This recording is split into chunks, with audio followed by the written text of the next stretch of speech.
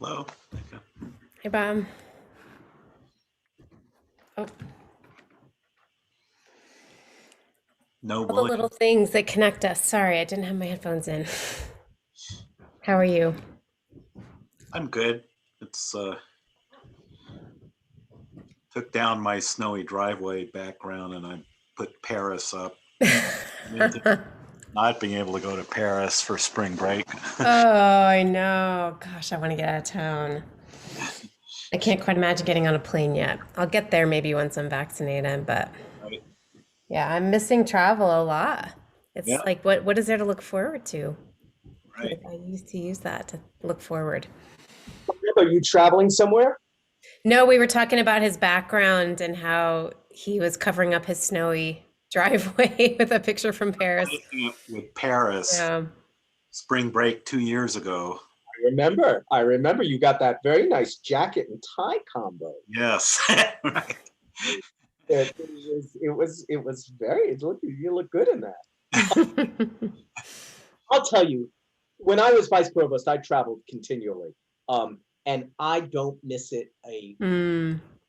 If I never see an airport, knock wood, if I don't see an airport for another 5 years, I'm fine with it. I do like getting on the highway, I have to say. And Mm. I have traveled both to the Pacific and the Atlantic. I have done some road trips during this thing Yeah, so before. didn't you recently do like a 20-hour, really long drive, right? Yes, I drove to New York. And Wow. I love to drive. I love to drive. I love to drive fast. I love to drive slow. That's been one of my pandemic things. I got a new car. I sold my RAV4 and got a Mini Cooper that's actually stick shift. It's a 2010, but it has a whatever it's called, a John Cooper Works engine. My son was super excited about it, and yeah, it's definitely made it more enjoyable to be able to get in the car and drive around. The Well, little Bob things. are big proponents of stick shifts. Very I, fun. But Yeah, William, I fun agree these with days. you. The Mustangs have too much plastic now. yes, Bob and I have a side thread about cars, and Mm. we are both car enthusiasts. And yes, I, plastic. do American manufacturers put leather in cars anymore? I mean, I think of Ricardo Montalban and leather, right? But I don't think they do that anymore. Sure, you can get the leather option. No, they'll charge you, but you can get that. So I used to have a Mustang a long time ago, where you could actually go in and work in the engine and understand what was happening in the engine. You could actually almost step inside because there was just so little. It was just the engine. A lot of fun. A lot of fun. All right, Josh, welcome. Welcome to College Conversations on Teaching. This is a great group, and we've soldiered on in a bi-weekly schedule. We usually keep the conversation kind of loose. And today, Becca is going to lead us in a conversation about inclusivity. Before we start that, though, I just came from a LA group discussion. So I run a course on comic books and graphic novels, and lately I've incorporated an LA. And next semester, we're expanding it to a 100-person lecture, and we're bringing in 3 new LAs. And so I was kind of interviewing the LAs and talking, and we started talking about contract grading, which we talked about. Mm-hmm. And I am just really interested in how we might undo the grading system and replace it with something that gives both more command, but also more responsibility for their own grade. And I'm just really interested if people have thoughts. We talked about it last time, but I'm interested in continuing that conversation just for a minute, because my mind is alive with it right now, with in a large lecture, has anyone used contract grading at this point? The notion that students make a contract around what they're going to do, and in fulfilling that contract, achieve the grade or admit that they didn't achieve what they said they were going to do. Has anyone used that in a large lecture format? What can you say a little bit more about the nature of the contract? Like how much control, you know, what if a student wants to write a contract and say, I will do one homework this semester? Then like, obviously that's not going to be acceptable. Like what's the idea? Right, so I'm still working this out. I'm trying to back on it, but so, I can share about that, William, just because I'm in a class doing contract grading. And Josh, just to catch you up, we had a really cool conversation last week, and I brought up your mastery-based grading. So I'm so glad you're here to share about that a little bit. Yeah, I'm auditing a 2-credit graduate level course, and so it doesn't look that open. There's 3 tracks. So there's an academic track, I think it's an academic, a professional, and a social media track. And so the professor gave, and this is a critical race theory course, so the professor gave certain suggestions for each track. So the students pick a track, but then we meet less. So we meet every other week, so that on the in-between weeks, all students meet at office hours with the professor to work out the contract. So I do think there's pretty high expectations. You know, I think she's saying, okay, for the academic track, you're going to publish a paper. You know, for the social media track, you're going to create something, but it has to have a certain level of engagement on social media, and you have to be posting regularly and that sort of thing. So, so yeah, it's not completely wide open like the student. I mean, I think that would be kind of silly. I think the students don't really know what it would mean to meet your learning objectives. That's why you're there. But it does seem like the students, it was really fun for me to think about, if I were a student, which of these pathways would I pick? And what, you know, would I feel like I missed out that I didn't pick one of the pathways? But all the assignments are still the same. We're all still reading and discussing the same assignments, right? But then how do we want to show what we're learning to the professor through these tracks? Does that make sense? it does. And it's similar to mastery-based grading, except that you've created the endpoint, but the students are sort of on their own pathway in the same way. So that's what I liked about the combination. It takes out the competition, the curving, the lining students up on a line, right? And having them compete with each other. Yeah, I need to really think this through, because in my course, there's a writing component, a participation component, and a drawing and making comic component. And I want the students to do each of those components. I don't want to feel like they can say, well, I only want to be, so I'm not going to participate in one of the components. And part of my pedagogy is I try and push students to do a little better in every aspect. So if a student is quiet in a participation, I don't want them to say, well, I only want to see in participation. I want them to push themselves. So I'm trying to think through how I would build into it a structure in which the students push themselves, but also take the kind of, I guess what I want them focused on is my commentary, not the grade. So I'm not sure if I'm looking for a contract so much as a negotiated way of getting them to attend to the commentary and not just fall head over heels about the point structure of their grade. Jay, have you done anything like this? I know you do a lot of project-based work. Have you thought about?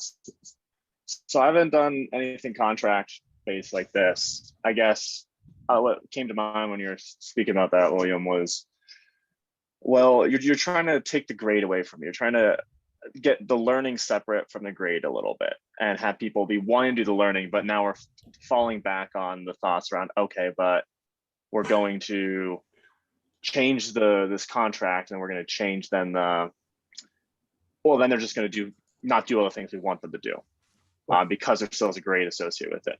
So what I've gone towards is trying to convince the students that when they're getting feedback from me about their design, it's not grade, it's not a grade, it's not grading, it's feedback, and separating the two so that there's a lot of formative assessment, and then there's certain elements that I have to do, or you assign a grade. And just breaking that out a bit, I found to be useful, at least at the sophomore, junior level, for some of these students in the architectural studio that I'm working in. Does that help a bit, or you want me to elaborate on any of that? Well, it does help, because maybe what I want to do is have the work, the formative work towards the portfolio be ungraded, and then in the summative assessment, have them assess their growth, and then me react to it. Maybe it's less a contract and more a distinction between summative and formative work. And Actually, a lot like what I was going to bring up. It sounds a lot like ungrading, basically. Which, I mean, I think you almost exactly described it. Where, sorry, this is my first time here, so I don't know if you all have already talked about these things in the previous week or, right. But my understanding of ungrading is that basically, you know, throughout the semester, you're still giving feedback, and in fact, the quality of the feedback has to be higher than a traditionally graded course, because you're not giving them numbers. You really have to give them feedback. And then you ask them at various points throughout the semester to reflect, like you said, on their own progress, on their own learning. And more or less you have a conversation about it. And then, as you said, you get to respond, and ultimately, you know, you have to give them a grade. But and from what I've read, I have not read of anyone. Now, of course, maybe this is self-selective, because like if someone tried it and it failed, would they go online and write about this? But I've not read of anyone who tried ungrading and was like, it was a massive failure, didn't work. Like everyone is like, I tried ungrading, I was very skeptical. I thought the students would all like give themselves A's, but actually the students were harder on themselves than I would have been on them. That like the students are very, when you put them in that mindset of, you know, it's all about their learning and how they are feeling about their learning and assessing their own learning, that actually they are mostly very self-critical, and you know, you can extract from that sort of an accurate assessment as long as you've been giving them sufficient feedback. And so, yeah, it sounds like a great model to me. I mean, I want to try it. I guess Becca mentioned to you, I tried this mastery-based grading thing in a large lecture course for a few semesters now, and that seems to go well. The ungrading, I mean, how large a course are we talking about? Because the one thing that does strike me about ungrading is it does seem to require a lot of like one-on-one interaction, and so, you know, that only scales so much. Yeah, well, so I'm in a studio course, so I have 31 students, and I meet them for 5 hours a week. So I know everyone, I know everything that they're thinking about in the course, so it works well. This is sort of just the pedagogy around architectural education.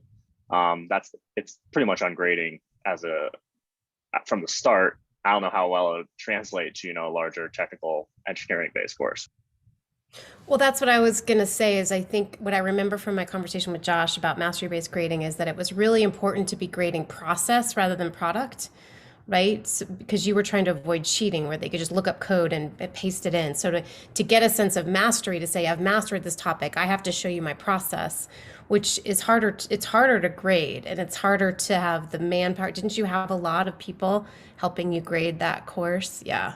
So we had 300 students, and we had 2 professors, 9 TAs, and 2 additional graders. And even then, all the course staff were totally maxed out. Like everyone by the end of that semester was burnt out. It was too much. And so like we've been tinkering with it, but yeah, it does require a lot of, and so like, yeah, with 30 people, it sounds totally reasonable, right? I will say, I don't think the technical thing is an aspect. I've read of plenty of like engineering professors who in highly technical courses do the ungrading thing. And even there where, you know, there's a right answer a lot of the time, that like it still works out, because there's still, even with a right answer, there's still a question of the process of how did you get to that answer? How are you thinking about the problem? Right. Yeah. But William, what kind of scale are you talking about? Well, it would be 80 students, but I have 4 LAs and a TA. So there's plenty of contact.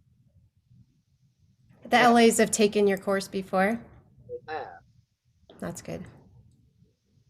I think it's tricky to have peers grade peers. That's the only thing when I had the equivalent of an LA, we called them IAs in SASE.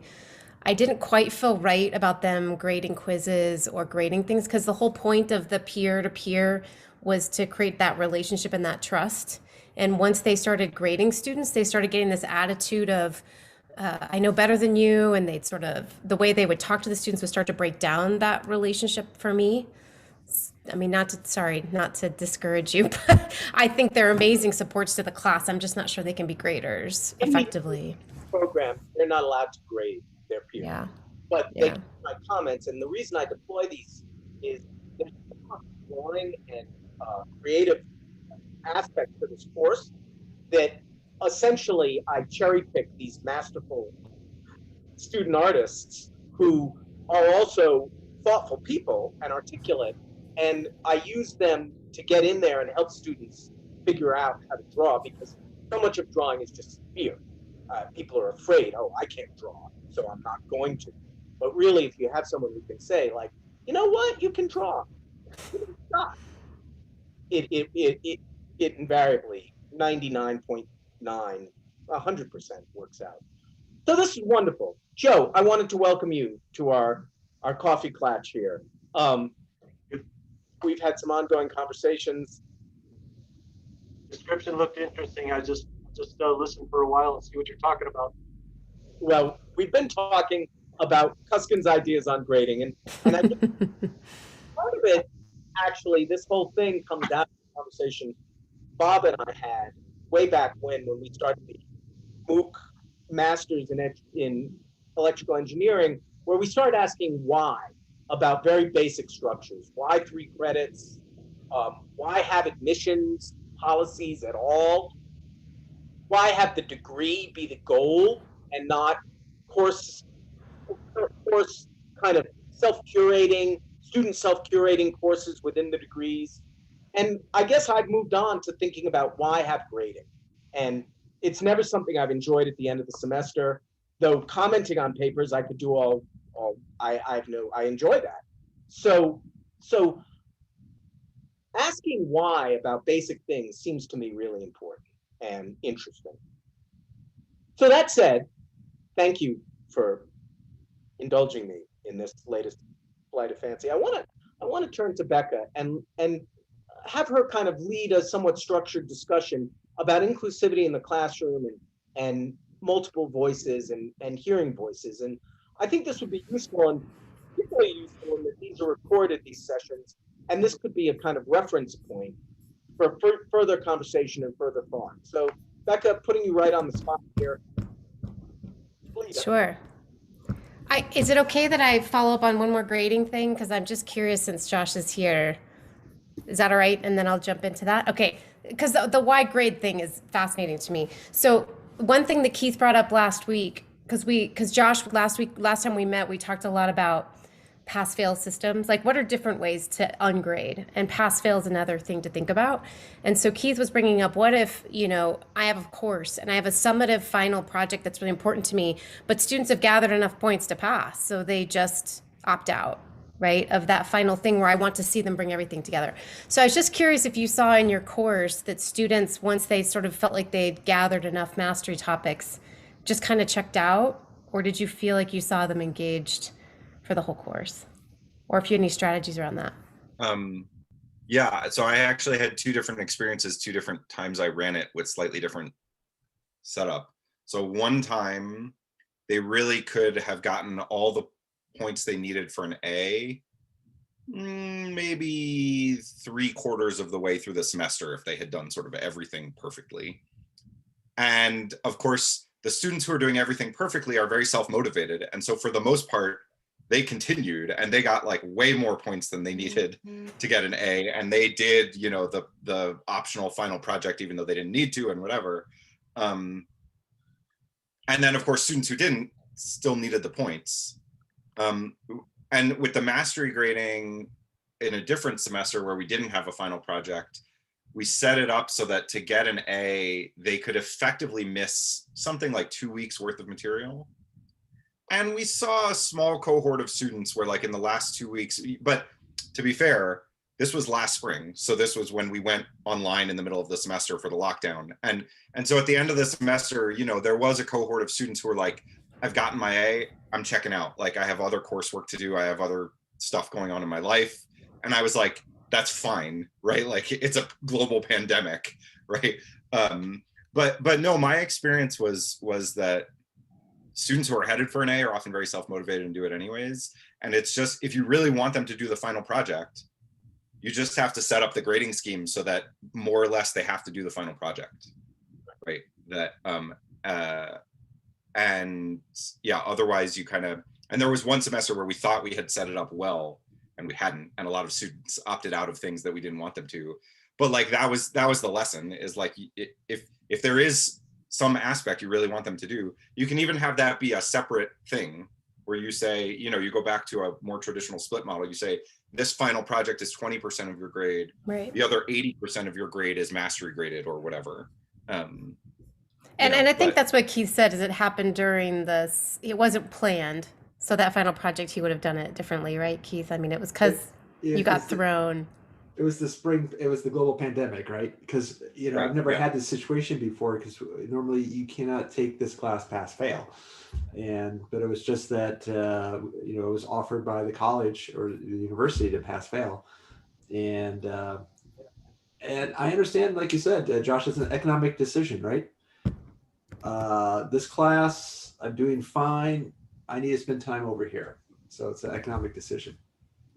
But my one question, though, during our conversation here today about the different grade schemes, like I teach a core class. So, and we have 2 degrees through our department. So not everyone really wants to take my class, but they have to anyway, right? And so and Josh, you're right. I have a lot of my A students will do all the extra credit, and you know they because they're in there because they really want to be in there. But then I have this cohort of students who are just taking it because they have to take it. So how do these different grading schemes? I guess as we talk about grading schemes, how do they affect being? You know, can you actually implement these truly in a core class? Or they're more appropriate for electives where all the students are choosing to be in that class and therefore more likely to get all the students who are really motivated to do well. Well, I haven't tried ungrading, but the thing that I've heard is that actually doing the ungrading is a huge motivator for students. Mm-hmm. That like when they don't feel like they're just being judged and they're there for the number, that even students who are there because it's a required class, they really get into it and they become very self-reflective of their learning. And like that, you know, I'm sure in a required course, you'll always have, you know, in a required course at a state college, like you're always going to have some fraction of students who are just trying to eke by because it's required. And I don't know that there's any real way around that. But what I've heard is that ungrading, it actually helps with the motivation. Thank you. My bread is just ready to come out of the oven, so I got to go pick up my bread. Well, that's a good jumping off point, because one of the things that was something I wanted to share, and I guess I can see how ungrading fits into this. But so just some background on me. I worked for the Student Academic Success Center for about 16 years, which is a multicultural learning community. So I was teaching, at least for the last 5 years of those 16 years, I started teaching 3 or 4 credit chemistry courses, and I was teaching them to non-majors. I was teaching students that did not want to be doing chemistry. And they're all first generation low income students from all different kinds of ethnic backgrounds. Some students with some pretty severe language issues or disabilities. So, you know, I was thinking about, I guess my teaching question was, how do I think about getting them motivated and engaged in this class? Like, how can they bring themselves? So to just give a little bit of, I always feel like when we talk about inclusivity, we have to get on the same page in terms of definitions. So I just put some definitions in the chat, that the idea that defining equity is saying that everyone has what they need to thrive in a particular situation. Diversity and inclusion is when you purposefully include people of different social difference in a particular space. And equality is everyone has access to the same thing. So the thing about that's happening with inclusion, because I don't know if you've noticed, but inclusive is becoming the really popular term now. Inclusivity. People are talking about inclusive teaching. People are saying next year when they come out, they roll out all these big teaching evaluations. One component is going to be inclusive excellence or inclusive teaching. And one piece that gets tricky about inclusivity is, am I asking students to assimilate? So am I including them, but still in a very dominant culture framework? So I'm asking them to assimilate. And I'm saying, look, I'm being inclusive because I'm bringing you in, but I'm bringing you into this model that works for really the dominant majority of the students, instead of saying from an equity framework, what are the different ways different students learn? What are the different ways the students engage? So how can I differentiate my support for a class, or how can I differentiate my grading or my learning so that there's different access points for different students? Because really, a great example in engineering is we admit a bunch more women, right? We just figure out how to recruit, change our admissions policies, get a lot more women in here so that we have more gender diversity in engineering. And then we ask the women to assimilate. We say, great, you're here, welcome. And then they're on a curved system, so maybe they start doing poorly, and maybe we make assumptions about why they're doing poorly. They're not speaking up in class. They're getting put. I heard a big presentation by an engineering course where they talked about how much struggle they had with group work, because the male engineering students in the group work were really assigning secretarial tasks to those who presented as female, and not letting them speak their ideas and talking over them, and some of these really typical behaviors. And I know I'm speaking in kind of a binary way there, but I think that in engineering, that's a big challenge in terms of diversity, right, and inclusion. We're including them in our space, yes, right, but are we really acknowledging what they need to thrive or what they need to belong? And so going back to this project I did in my course, I was thinking, okay, here are all these students in my classroom that are from all the huge ethnic diversity, huge income diversity, and I'm presenting introductory chemistry, which is all white males. I mean, everything I present in terms of history are all these European white men who've done all this science. And I thought, how are they going to relate to this? Like, how do they feel like they fit in to my content? I might make a nice welcoming space in the classroom, but how do they feel like they fit in, or how do they feel like they're included, if we want to use the word inclusion, in my content? And so the project I designed, which I really just had a participation grade for, it was 5% of their grade, because I was teaching for the chemistry department, so I couldn't really alter the grading scheme that much. They still had to have a certain percentage of exams and whatnot. But I said, for the introductory course, pick a molecule, and this molecule is going to follow you throughout our course. So every time we learn something, you're going to bring your molecule alongside you. And I said, but you have to convince me this molecule has some value for you in your life. Why are you picking this molecule? I'm picking caffeine because I want to be, I really want to study athletes and how caffeine affects them, because most of these students were headed for either engineering or medical careers. I had a student who picked ethanol because he's super passionate about fuel cells and how that worked. But I also had people who picked insulin because their uncle has diabetes and they want to understand it better. And so they were picking something that had some value for them and bringing it to the class. But then I thought it was really important that I didn't grade them. As soon as they convinced me, we had these back and forth conversations where they had to convince me of why because I had one student who picked ethanol, and it was like, I said, why did you pick this? Because I want to know why it makes me drunk. And I was like, yeah, that's a no. Like, pick something else, And he ended up picking capsaicin because he wanted to know why spicy food makes you hurts your mouth. And so he actually taught me something I didn't know, which is capsaicin's fat soluble, and that's why you should drink milk when your mouth's on fire instead of water, because it'll dissolve the capsaicin on your tongue. And it was really a neat moment where I could say to the student, who was actually a low performing student on exams or whatnot, you just taught me some chemistry I didn't know. And then I saw motivation and engagement increase. And so then the second semester, I asked them to dig deeper and actually look for scientific research on that molecule. Like, can you find anything? Can you read an actual scientific journal and talk about it? So I was trying to expand what it meant to be in my class, but it was hard that I couldn't make that project worth more, because I saw them put more energy into that project than into studying for exams and whatnot. So that's a little bit how you think about inclusivity, though, is how am I bringing them into the space, making them feel welcome, but having them bring something of themselves, right? How do I create those relationships so that they, for example, Jay's talked a lot about international students. How do I create a relationship so they'll tell me that they're really struggling because they're in China. They might not tell you that if they don't feel welcome or included in your space, right? So you have to build that bridge. So I guess some of my questions that I thought we could talk about today were things like, what does inclusivity look like in engineering? What's working and what's not? Are students questioning whether or not they belong? And how would you know if they are or not? And what assumption would you make if a student's underperforming in your class? Do you make assumptions that maybe are incorrect? And the last one is, are we asking students to assimilate? But that's a lot. That's a lot of different questions. So maybe I'll put them in the chat and see if there's one that somebody feels interested in talking about. Because I really liked, instead of preparing, I have some slides, but I kind of prefer the really casual discussion that happens in here. I'm just really excited about what you said. And particularly your initial statement about presenting ostensibly male white scientists data, right, to a group of people who are saying like, oh, here's a story I don't belong to. And over the past year, I've been wrestling with this a lot because I teach comics, and in a way, comics can kind of be reduced to the literature of white adolescent boys, right? Like it can be reduced. So I started thinking about, like, is that really true? And I started making lists of African American and Asian American and women creators. And then I started making lists of them in the 30s and the 40s and the teens. And then I got down to 1894. And then I started building their work into my lectures.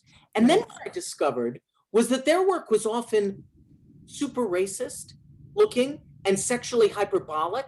So you'd have a woman who escaped from Auschwitz, comes to New York, and becomes a comic illustrator doing these hypersexualized women for the covers of Planetary comics in the 40s. And that became both painful, but also a topic of discussion.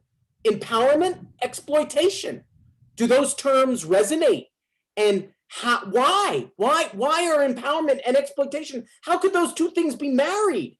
And to me, I felt like that I'd gotten somewhere, for myself at least, in terms of what inclusivity was. Because now I felt like I had shifted from simply telling a story about the origins of comics to telling a story about the invisibility of history.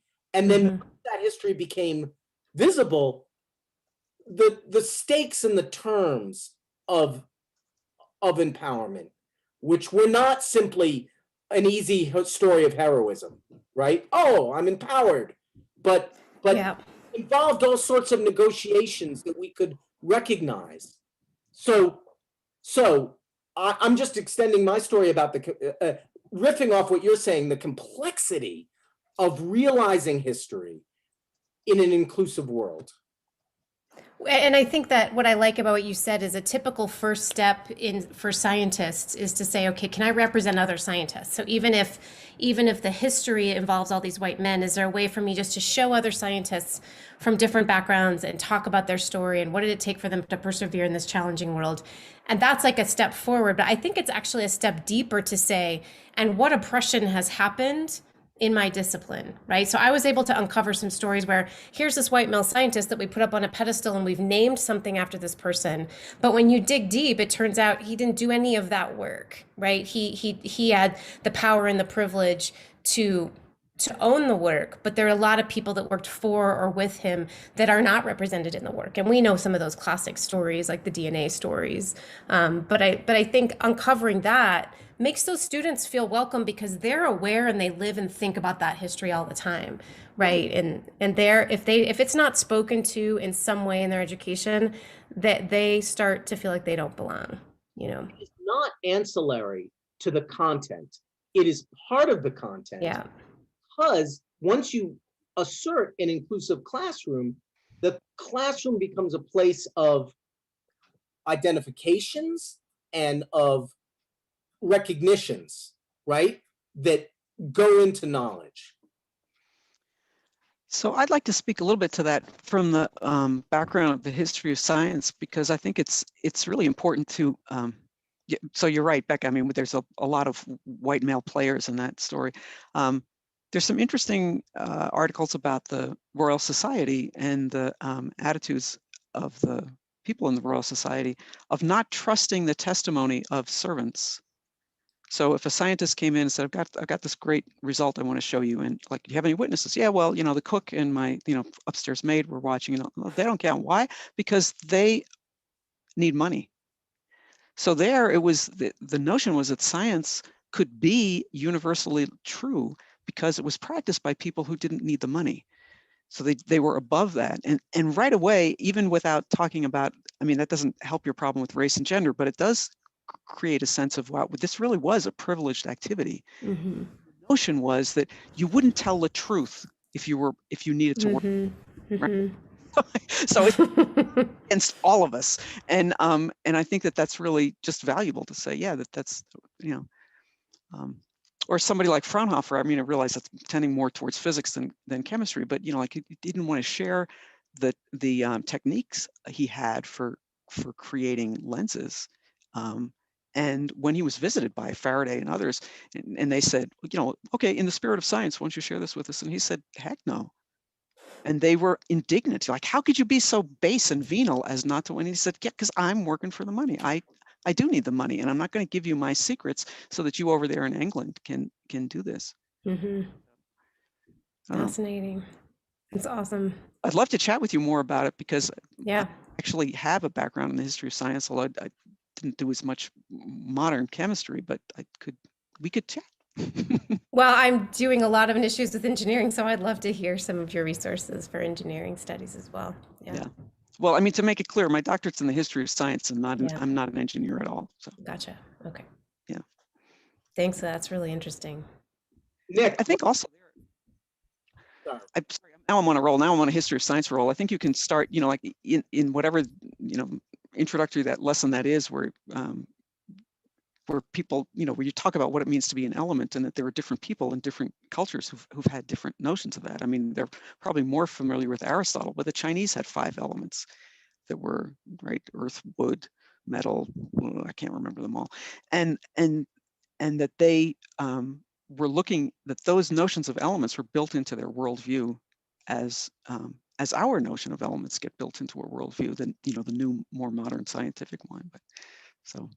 Well, and this is the fascinating question for me. So if we say we're in America, so our education here should be an American education. So for example, in music, there was this big uproar last year because the musical theory really centralizes on a couple of white German musicians, right? And that's what's taught here. But there's several other types of music theory all over the world, right? That we could be teaching cross-culturally, right? Because we have cross-cultural classrooms. If we're bringing international students here and we're admitting students from different ethnicities, we have cross-cultural classrooms. But the argument could be made, well, you're here, so you're learning the American music theory, right? As opposed to go take a class, right, on world music, to get that. And that's where it becomes ancillary, right? That's where it becomes separated. If you want to know about the history of science, or if you want to do an ethics class, go do that. Or are we responsible to wrap that in to our classrooms so that the students who are there, right, get that thinking, that critical thinking that goes on when I see that there's other perspectives rather than my own, right? I would prefer that that's a graduation requirement, that I understand social justice issues before I graduate. I can speak about them. I can have a productive dialogue across different viewpoints, right? Or I'm just, I keep getting taught in the way that I live, and it's the dominant culture, and the rest of the people just have to come in and assimilate to that. So those are the tricky questions I'd love to talk more about, and sort of opening up the floor. Sorry, I don't mean to keep talking, but I'll put these questions back in the chat for Nick too. I'm very happy about jumping on all of these. So, the thing about the of course, now I've completely forgotten what I was going to say. Your last point was about the bringing this into the culture, right? That it's possible without having to, have lessons on all of these things, just to say that there is an alternative view. Mm-hmm. Be able to say that, I think, is tremendous. Mm-hmm. I use in my various classes, I talk about it, certainly not as much as you can, all of you can. I talk about universal design and the ways in which it fails. The soap dispenser doesn't register dark skin, or the photographs high school photographs from my childhood were not, worked really hard at getting the skin tones of white people and not of black people at all. And that has changed. And then actually there's an article about how development in chocolate and the advertising demands of the chocolate company got the film companies to work more on their brown tones. It's kind of scary, yeah. Things like that, you know, that can be worked into. So there would be the connection between the, you know, universal design, and then how is it that we accommodate that? Well, we have to use the variances to improve. I think the other thing is, well, you know, how do you avoid problems of the skin, you know, the whites only skin dispenser? Well, we need more diverse teams. I mean, it really does connect to that they can understand that the more people you have from different perspectives, the more robust your solutions and models are going to be, I think. Yeah. Totally. More thoughts. More thoughts. I think that Becca launched a series of great questions about what assumptions you make about students underperforming. That's a super hard one. And at what limit do we say, well, yes, there is an assimilate. I mean, that we are proposing that to be educated means a set of assumptions, right? That yes, we are all assimilating to. But there's, I think, again, it's really valuable to say these are assumptions, you know, that the people, often the generous souls who are saying, yes, come on, you can join us. Yeah, here's how we do things, are imposing that assimilationist view without even realizing it, because they're so limited in their worldview that they think that the worldview is their view, like that is the only way of doing things. So even just those few, you know, 30-second blips where you say, yeah, this isn't the way other people conduct their sciences or lives or ethical discussions, whatever it is, I think that's just really valuable.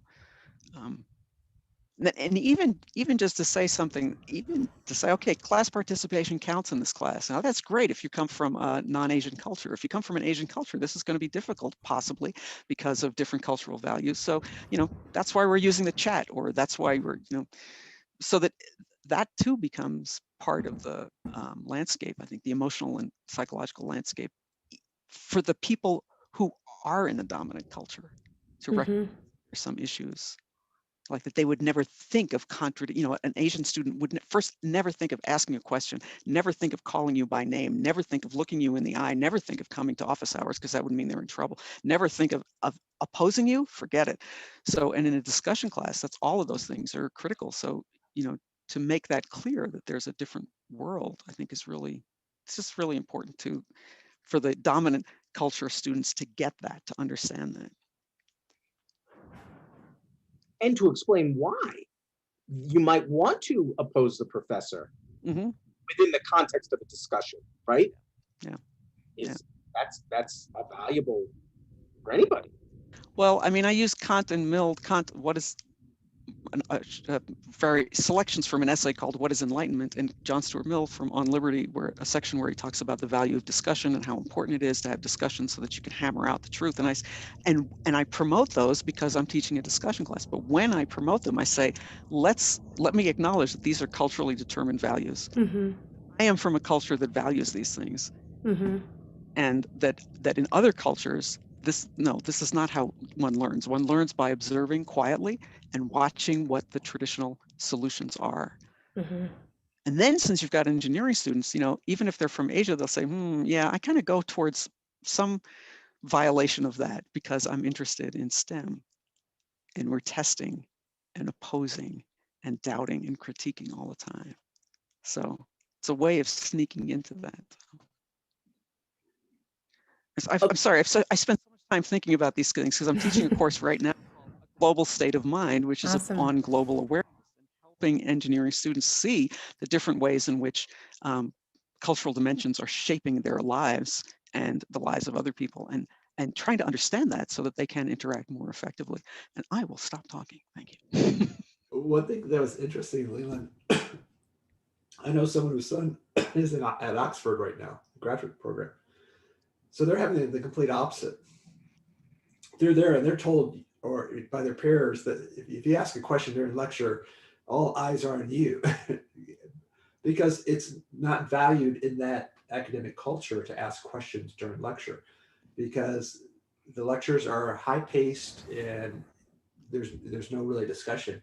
And so they're in the opposite direction right now, where they're in a situation where in the US they were undergrad in a more even in an engineering program where they were allowed to or asked to ask questions or participate, and now they're in this environment where they cannot, or their peers, not necessarily the instructor, is looking at them if they ask questions.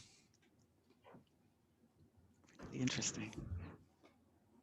Well, and I think in some ways, when we do international exchange, we expect to assimilate in some ways, right? We expect when we go into that system, we have to learn the system and operate within that system. But I think what's trickier here, or I guess the question I'm posing here is, our campus is saying it wants to be more diverse. Our campus is saying that we need to admit more students with gender diversity, with gender expression diversity, with ethnic diversity, with income, like class diversity. But so we're setting up these really, these classrooms, like if we want to retain those students, right, we can't just ask them to assimilate. We just know that. There's plenty of data out there to tell you that if students are expected to assimilate, they're spending half of their cognitive load in a classroom working on that issue of belonging. They can't learn at the pace everyone else does. They don't have the resources other students have, typically if there's a class issue. And so they're going to drop out. So we're going to admit them and they're going to drop out. So are we meeting our goals? Probably not. So we have to question the culture in our classrooms, or we have to question decisions we make, and we have to figure out how to question these assumptions. And the tricky thing, it's an assumption is a blind spot. How do we find our blind spots? I think that's a really tough question. And for me, it's been constant conversation with my students. I have to ask them and get their feedback. Like when I did scientist spotlights, I frequently gave reflection assignments asking, is this important to take class time to do this? Does this matter to you? Am I representing people that mean something to you? And then they'd start contributing and saying, yes, I loved it that you did this, but I'd really like you to highlight a Native American scholar next week or something like that. So then we started that co-creation that I think brings them into the conversation. And that was, like you said, a 4-minute activity to do a scientist spotlight. I wasn't giving an entire lecture to it, but I was starting to find ways to ask them, how's this going for you? Do you feel like you belong? So I guess I'm curious, in other engineering classrooms, what do you think are the roadblocks or barriers to creating those relationships or to asking those questions?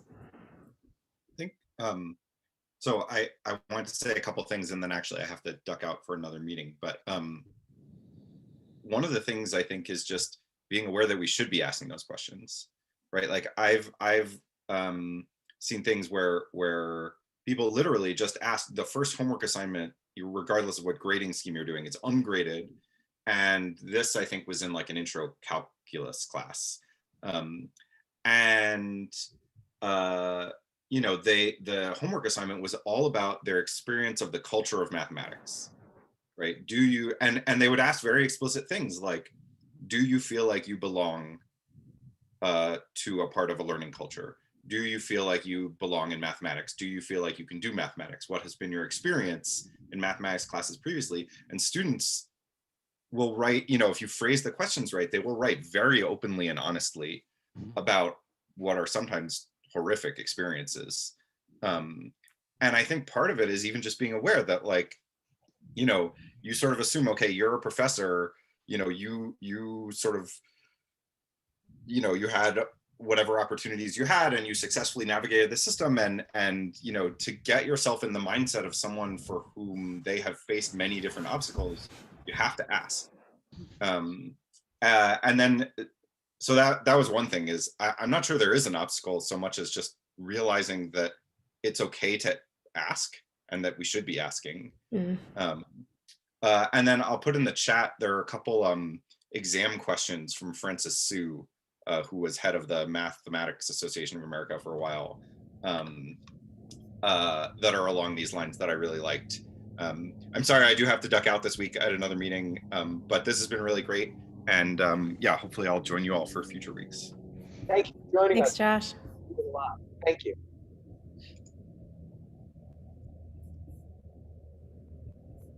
Yeah, I think I feel, I actually mentioned in my class every semester that, I say 1+1 can be greater than 2. And then I ask, how can 1+1 be greater than 2? And I tell them that I have a daughter who graduated with a math degree who I have to convince this one. And I basically say that if you're doing a project with someone, and I also say that 1+1 can equal 1.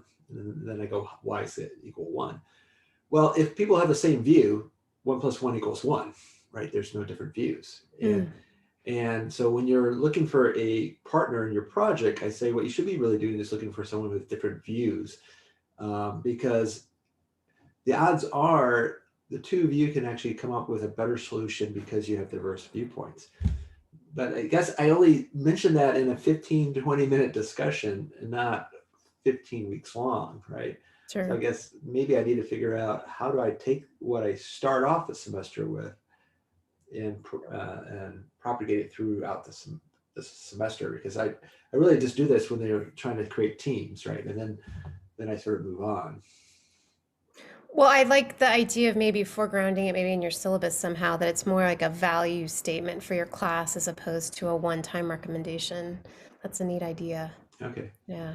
I really appreciate that, because it is tough to maintain the core values that you want to set out as you navigate your way through the ongoing content, and then you start working on a particular problem, and the students say, well, wait, I need help on this.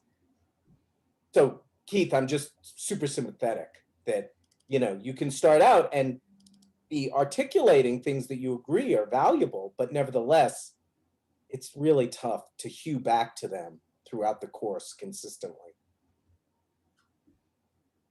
Yeah, I think that's one thing that I coach people on a lot when you think about different cultural perspectives is repetition, transparency, and say things you don't think you need to say. There are so many students, especially if they're first gen, that have never heard some of these things before, that you heard from your parents so many times that you can't remember where you learned it. Like I remember when I was first working on my research is around metacognition, and there's this paper that came out in chemistry that showed that if after the first exam, that if students had a lecture where they really investigated how they study and did a lot of reflecting on how they study, that then the exam grades were much higher that semester than they'd been before. And I gathered with a bunch of chemistry graduate students who were really interested in this paper. And I said, how did you learn how to study? You're clearly really successful. You're in graduate school for chemistry. Like, who taught you how to study? And they were like, I have no idea. Like, I don't know. I don't know where that comes from. But I have a lot of students who are, if they're first gen students, they really have very poor study skills. And so if they don't do well in college, they just keep doing the same thing more, right? They don't know that there's other ways. They have to be told. And so being really transparent about what you think they need to do to be successful in your class is something that they really appreciate. Some of your other students might be rolling their eyes like, yeah, I know that, right? But I think it's worth a risk that you're going to annoy some if you're going to start reaching the students that traditionally don't do well, right? I think that's really important. Yeah, I've instituted talking about pandemic study skills and, what are you doing? And it was funny, I mentioned earlier that I met with a bunch of LAs, prospective LAs from last semester. And, the first thing they started talking about was that day of pandemic study skills, where one person mentioned that they have a special pandemic light that they turn on when they're studying to kind of make the room different, and turn off when they're playing, right? And the pandemic study light goes on, and then for TV it goes off, right? So they remembered that. It was a throwaway, but nevertheless, there was something in that. It brought people together. It emphasized the tangibility of our situation. Maybe some people went out and got some pandemic study lights. That'd be awesome. William, I can't remember if it was you or someone else in one of our discussions, I think, mentioned where a group of students just decided that they were going to have a Zoom session and not necessarily need to talk, but just that was their study time, right? Sort of like going around to the, say, library to study around a table. Yeah. They just had a Zoom time that they all got together, and that sort of helped motivate them that it's time to study. And so I thought that was another great idea. I wish they would do more of that. I think that is so logical and makes so much sense. Yeah. Well, I wanted to drop an article before I go. I actually have a thing I'm running at 1 o'clock as well. But an engineering student, graduate student in mechanical engineering, shared this article with me. And it really rung true for me.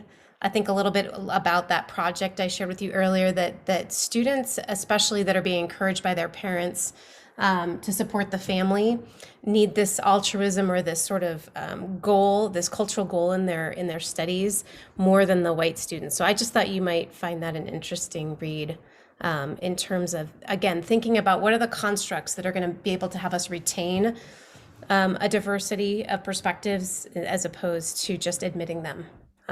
We have to keep thinking about changes to do on the ground. But now I'm going to leave so you can spend 5 minutes analyzing. No, you don't have to spend 5 minutes analyzing my talk. But I really enjoy these conversations because I always learn something. I'll probably take something we talked about today into a training this afternoon that I'm doing with some faculty. So it's really awesome for me. So thanks for having me here. Becca, thank you for giving so much to today. Thank you so much. Yeah, I'll see you later. So we have 4 minutes left. Nick, again, welcome. Thank you for coming. Yeah, thanks for having me. Thoughts. I was going to share a thought that I've struggled with in the past.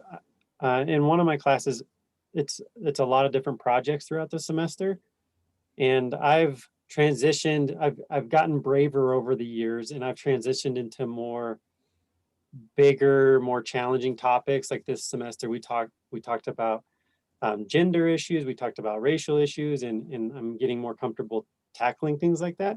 But before, when I was less comfortable doing so, I've always thought about, okay, how do I make it inclusive? Well, certain people are going to be interested in a certain project topic, but other people aren't. And it's these other groups of students will be interested in a different project topic, but other people won't. And so then I was like, to try to make it inclusive, am I actually making it exclusive for students, purposefully exclusive for students along the way?